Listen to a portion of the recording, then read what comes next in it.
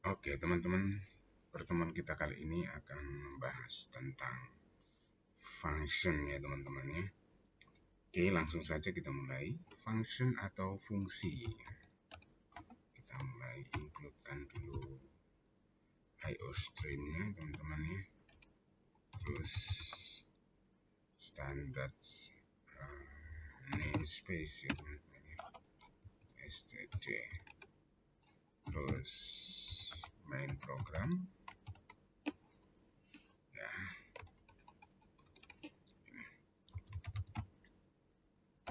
Oke. Nah, fungsi itu seperti apa, teman-teman? Fungsi itu seperti yang sudah kita bahas bahwa fungsi itu adalah program kecil yang digunakan untuk menyelesaikan uh, sub tugas dari program yang kita buat, teman-teman.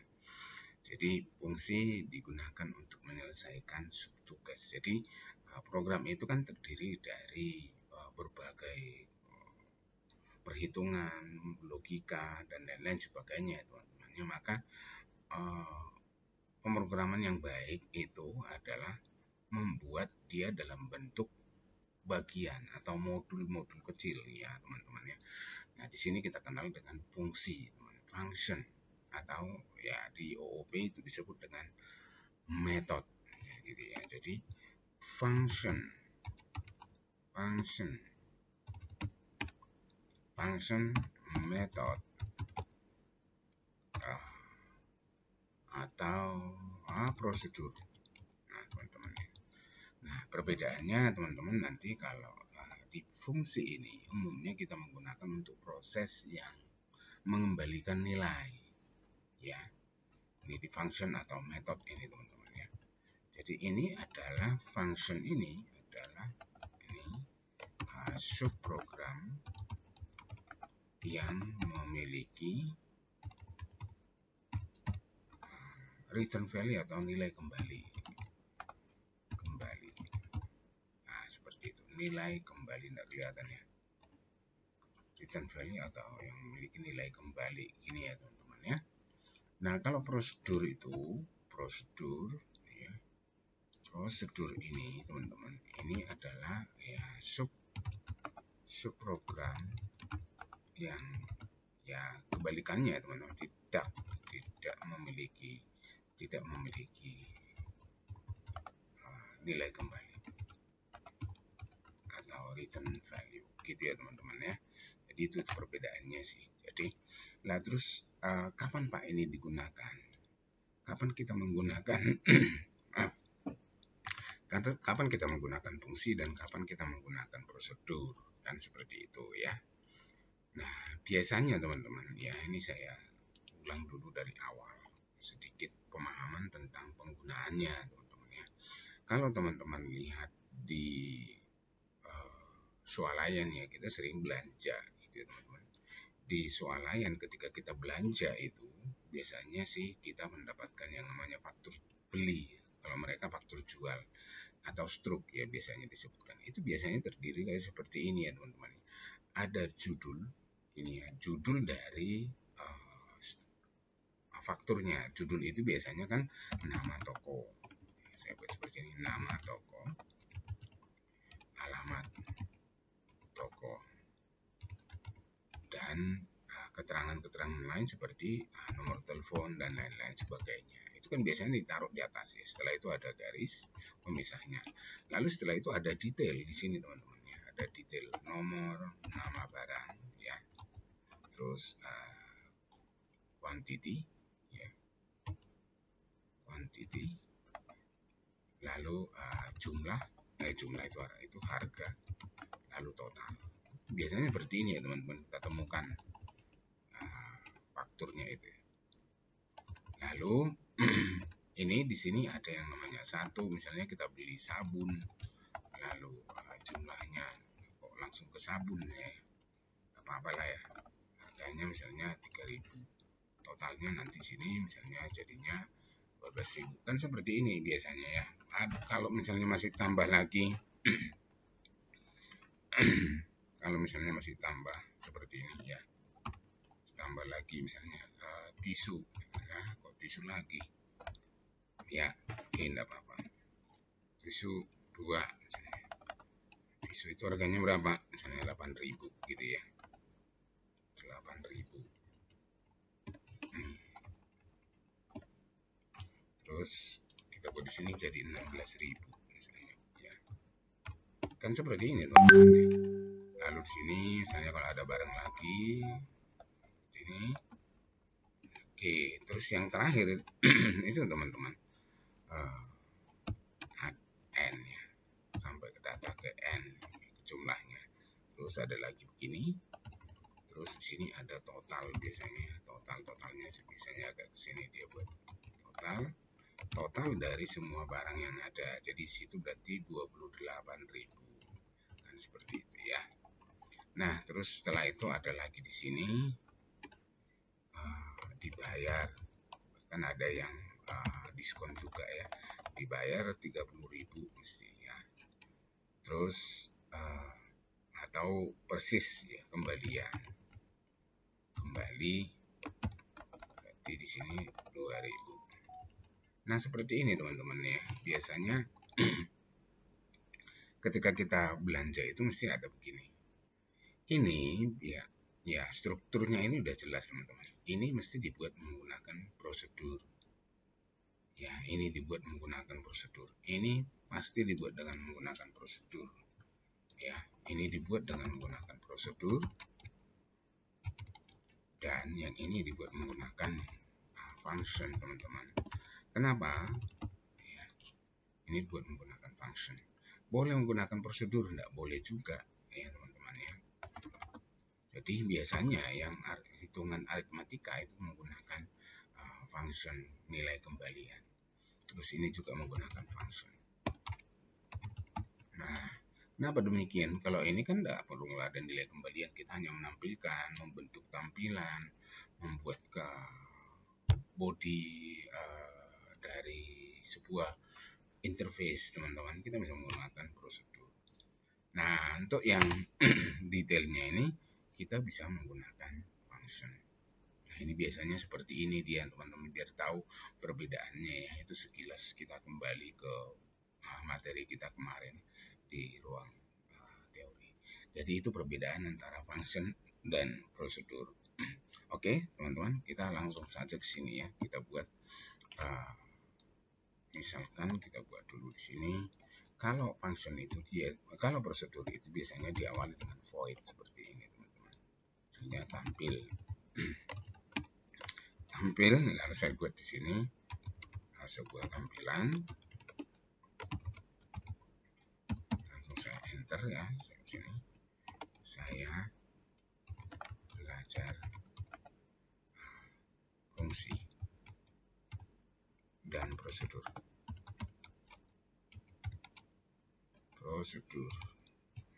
Seperti ini ya teman-teman. Kalau kita jalankan seperti apa? Nih, kita jalankan. Ya belum ada apa-apa. Memang belum ada apa-apa. Karena apa? Ya, fungsi dan prosedur itu harus dipanggil, teman-teman. Jadi kita harus memanggil tampil seperti ini, lalu diakhiri dengan titik, diakhiri dengan kurung buka dan kurung tutup. Ya, kita jalankan. Nah, seperti ini dia teman-teman. Baru kelihatan kan? Kalau teman-teman lihat nih, saya belajar fungsi dan prosedur. Nah, jadi fungsi atau prosedur itu wajib dipanggil. Jadi kalau dia tidak dipanggil, ya dia tidak akan melakukan apa-apa. Nah, disitulah kemudahan kita untuk melakukan yang namanya debugging, teman-teman. Kenapa ada prosedur, kenapa ada fungsi? Untuk membagi tugas sub programnya kita, ya teman-teman. Jadi ini tugasnya buat ini tugasnya buat ini tugasnya untuk judul, ini tugasnya detail, ini tugasnya untuk footer, misalnya seperti faktur tadi. Nah, dengan demikian, kalau misalnya yang terjadi di dalam detail, teman-teman tidak ngurusin yang judul, atau juga tidak perlu kita ngurusi yang footer, karena yang bermasalah itu di detail, misalnya seperti itu. Jadi konsep ini teman-teman dimanfaatkan bukan dimanfaatkan, sebenarnya sudah digunakan di semua aktivitas. konsep fungsi dan prosedur itu teman-teman sudah digunakan di dalam kehidupan sehari-hari. Jadi sebenarnya apa yang kita lihat itu merupakan kumpulan dari bagian-bagian, kumpulan dari part ya teman-teman. Kalau teman-teman lihat kendaraan mobil misalnya, mobil itu terdiri dari kumpulan dari part. Ya, part itu lagi dikumpulkan menjadi satu sistem. Nah, sistem itu dibagi-bagi, sistem pengereman, sistem pendingin, sistem kelistrikan, sistem engine, makanya ada yang sistem ini tergabung atau dikontrol oleh engine control unit itu kalau di dalam mobil. Jadi ada yang kontrol sistem itu. Jadi sub-sub sistemnya itu tadi dikontrol oleh sistem yang paling besar. Begitu teman-teman ya. Nah, saya kira itu sudah bisa dipahami ya. Teman-teman kalau prosedur, ini prosedur ya teman-teman. Kita tambahkan misalnya satu lagi di sini ya. Saya tambahkan ini prosedur. Ini. Kasih garis. Ini ya. Terus ini saya tampilkan. Nah, dia kelihatan seperti ini ya teman-teman ya. Ini dia. Ini saya belajar. Nah, fungsi dan prosedur teman-teman itu bisa membawa yang namanya parameter teman-teman. Bisa membawa parameter. Parameter itu biasanya kita letakkan di dalam kurung buka dan kurung tutup ini. Misalkan di sini saya buat sebuah parameter bertipe string ya. String name lalu string nama seperti ini ya teman-teman. Maka ketika kita memanggil, nah ini karena dia sudah berparameter, dia sudah nggak boleh dipanggil dengan polos, maka parameternya juga harus dibawa. Misalnya A112025 lalu 12345 lalu namanya saya buat di sini baby boss misalnya seperti ini teman-teman ya. Ini contoh. Lalu kita panggil. Nah ini baru bisa ya teman-teman ya. Teman-teman lihat hasilnya ini. Ini baru bisa. Nah sekarang kalau ini udah dibawa lalu dia pakai ya. Tentu karena kepentingan kita butuh yang namanya tampilan di sini. Ya. Tampilan untuk parameter yang dibawa tadi. Ya. Name kita kasih dulu labelnya dulu, name-nya di sini. Lalu kita tampilkan parameter yang dikirim tadi. Ya seperti ini. Lalu tampilkan lagi. Ini misalnya nama mahasiswa. Saya buat di sini. Lalu nama seperti ini ya.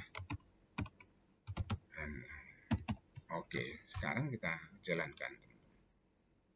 Nah, dia tampilannya jadinya seperti ini. Jadi fungsi dan prosedur ya memang perbedaan yang paling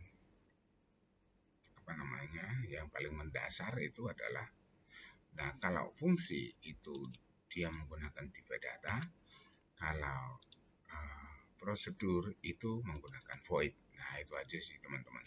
Nah misalnya di sini kita bikin fungsi misalnya fungsi integer hitung ini ya. Oke, hitung. Oke, hitung ini saya bawa sebuah parameter ini integer A. A-nya kita jumlahkan. Integer A plus gitu ya teman-teman. Lalu ini wajib di return teman-teman seperti ini. Return A. Itu wajib di return teman-teman ya. Wajib di return ini lalu kita panggil dari sini teman-teman. Kita panggil, misalkan kita buat di sini memanggilnya kita masukkan angka langsung ya.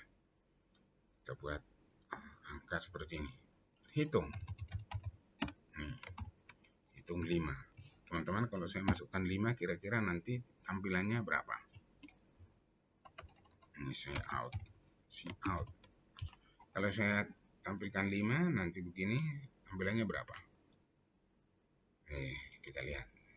Logikanya 6 ya teman-teman ya. Jadi kembalikannya 6. 6. Ya, ini teman-teman. Kembalikannya 6. Nah, kalau seperti ini ya di dalam fungsi teman-teman. Kalau misalkan begini. Saya buat ini. Integer A sama dengan 5. Lalu ini saya bawa ini A. Ini saya bawa ke atas. A gitu ya teman-teman ya. Lalu nanti ini saya cetak ini. Out. A. Supaya jelas nilai A.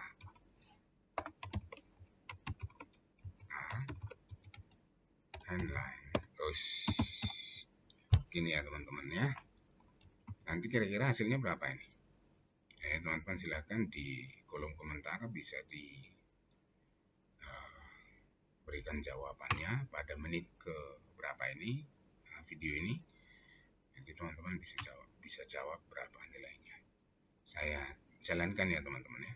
Silang. Hasilnya adalah sorry. Ini saya kasih enter dulu supaya ketika dia tampilkan tidak kelihatan tadi. Nah ini slang. Nah ini dia. Oke, lihat teman-teman. Ini A-nya itu 5. Nah, tapi kok nilai returnnya itu 6. Berubah apa enggak? Yang mana ini sebenarnya? Kenapa bisa jadi seperti itu? Ya, teman-teman. Nah, inilah yang disebut dengan seperti ini dia teman-teman. Saya yakin teman-teman ada juga yang pernah dengar yang namanya passing by value. Ya, passing by value teman-teman. Namanya passing by value. Jadi ketika saya panggil ini teman-teman, yang saya bawa itu 5-nya teman-teman ke sini. Ya, 5 ini ketika dilakukan penjumlahan, ini alamat memorinya beda ini. Alamat memori beda lagi. Beda dengan ketika saya buat ini. Ini alamat memorinya beda ya. Memorinya juga beda. Memori. Jadi antara ketika saya buat A sama dengan 5 lalu saya kirim, yang saya kirim di sini bukan alamat memorinya, tapi yang saya kirim adalah nilainya. Lalu ketika dia di increment seperti ini, dia kan masuk alamat memori yang baru lagi, gitu ya teman-teman ya. Nah, returnnya itu memang nilainya 6, ya. Returnnya itu nilainya 6, tapi tidak mengubah nilai A ini teman-teman. Karena nilai A yang di dalam memori itu dia tidak ubah. Jadi ketika kita tuliskan seperti ini, ya dia tetap 5. Masuk ya teman-teman ya. Oke, saya ulangi dulu ini supaya nanti teman-teman pahami. Jadi passing by value itu membawa nilainya yang kita kirim ini, bukan membawa alamatnya. Ya, bawa nilai ke sini 5. Di sini dia bikin alamat baru teman-teman. Ketika di increment, dia bikin alamat baru. Nah, di alamat yang baru itu ada nilai namanya sejumlah 6. Nah, itu dikembalikan. Jadi ketika return ini dia kembali ke sini teman-teman, bukan menampilkan isi daripada A-nya, tapi isi dari return ini. Begitu ya teman-teman ya. Loh Pak, kok bisa? Kan A yang tampil. Buktinya ketika kita tampilkan A-nya ini masih tetap 5. Seperti itu. Ini memang tidak mudah juga dipahami gitu ya. Tidak mudah kita pahami. Ya. Lalu caranya ini gimana? Nah, kita lihat teman-teman, saya jalankan ulang lagi. Nah, 6 ini hasilnya. Ini 6 itu 6 buat ini return value. Ini return value. Kita jalankan. Jadi 6 itu teman-teman, 6 ini adalah return value. Tapi nilai A itu sesungguhnya tidak berubah. Kan begitu. Ini yang disebut dengan passing by value atau pass by value. Nah, solusi untuk fungsi ini seperti apa, teman-teman? Ya, seperti apa solusinya untuk fungsi ini? Solusinya kita menggunakan yang namanya passing by reference. Reference itu alamat memorinya, teman-teman. Jadi kita buat integer hitung. Saya bikin hitung 2 ya, supaya teman-teman bisa lihat perbedaannya. Nah, ini sama. Kita kirim, nanti kita tangkap ya. Ditangkap di sini A. Sama, kita kirim dari sini juga A. Ini saya buat begini. Nanti kita lihat hasilnya. Saya copy ke bawah. Tapi yang dijalankan itu adalah hitung 2. Nah, hitung 2 teman-teman, yang saya kirim itu adalah alamatnya dengan menambahkan dan di depan. Ya, menambahkan dan di depan alamat dari A ini tadi. Ya, alamat dari A dan otomatis toh alamatnya dari A berarti isinya adalah 5. Ini dikirim ke sini, ditangkap di sini pointer teman-teman. Nah, ini diingat ya, ini konsep ini juga harus diingat ini. Kita kirim alamat, dia harus masuk ke dalam pointer seperti ini.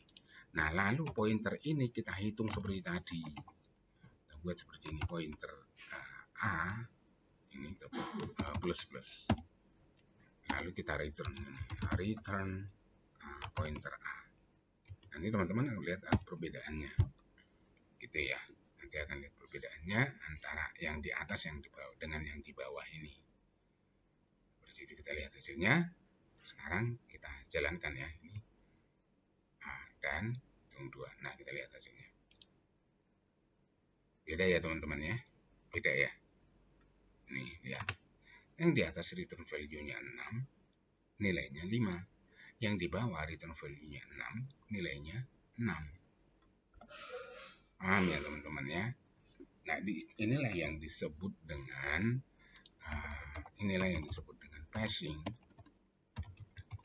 passing by reference. Gitu ya teman-teman ya, passing by reference. Oke, gitu aja teman-teman. Itu fungsi yang menggunakan alamat memori ya. Gampang ya untuk ini teman-teman. Kalau kita menggunakan alamat ini, kita bawa alamatnya, otomatis nilainya juga dibawa ini teman-teman ke sini. Nilainya akan dibawa, ditangkap ke sini. Ya. Jadi yang di return itu teman-teman, nilai dari alamat ini, alamat memori ini. Ya, kan alamat memori yang kita bawa ke sini. Alamat memorinya berisi 5. Kan gitu teman-teman ya. Oke. Ya, nanti kita akan pelajari lagi khusus tentang pointer ya teman-teman ya. Khusus pointer di struktur data, algoritma dan struktur data. Nanti kita lanjutkan di situ untuk memahami lebih dalam lagi. Lalu kita nanti akan belajar yang namanya linked list teman-teman. Nah, di linked list itu nanti kita harus menggunakan yang namanya pointer. Gitu. Oke, saya kira seperti itu teman-teman untuk pertemuan kita kali ini. Nanti teman-teman bisa berikan komentar atau mungkin pertanyaan sehubungan dengan materi fungsi dan prosedur yang kita pelajari hari ini. Oke teman-teman, selamat belajar untuk teman-teman semuanya, sukses untuk Anda.